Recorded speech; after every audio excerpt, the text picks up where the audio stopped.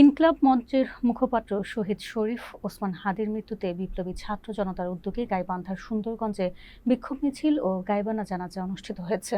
শুক্রবার জুমার নামাজ শেষে বিপ্লবী ছাত্র জনতার আয়োজনে উপজেলা পরিষদ জামে মসজিদ মাঠে গাইবানা জানাজা অনুষ্ঠিত হয়। এর আগে সুন্দরগঞ্জ ডিট রাইটার সরকারি কলেজ মোড় থেকে একটি বিক্ষোভ মিছিল বের করা হয়। মিছিলটি পৌর শহরের প্রধান প্রধান সড়ক প্রদক্ষিণ করে জানাজা স্থলে এসে শেষ হয়।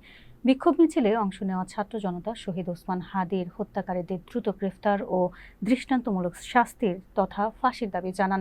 একই সঙ্গে তারা আওয়ামী লীগের বিচার কার্যক্রম দ্রুত সম্পন্ন করা এবং ভারতীয় আধিপত্যবাদের বিরুদ্ধে বিক্ষোভ স্লোগান দেন। গাইবানা জানাজার পূর্বে সংক্ষিপ্ত সমাবেশে বক্তব্য দেন উপজেলা ছাত্র শিবিরের সভাপতি সোহান ইসলাম, সুন্দরগঞ্জ পৌর জামায়াতের সহকারী সেক্রেটারি আব্দুল্লাল মামুন সজীব এবং সুন্দরগঞ্জ পৌর বাজারে জামে মসজিদের ইমাম সৈয়দ মাহমুদ হাসান।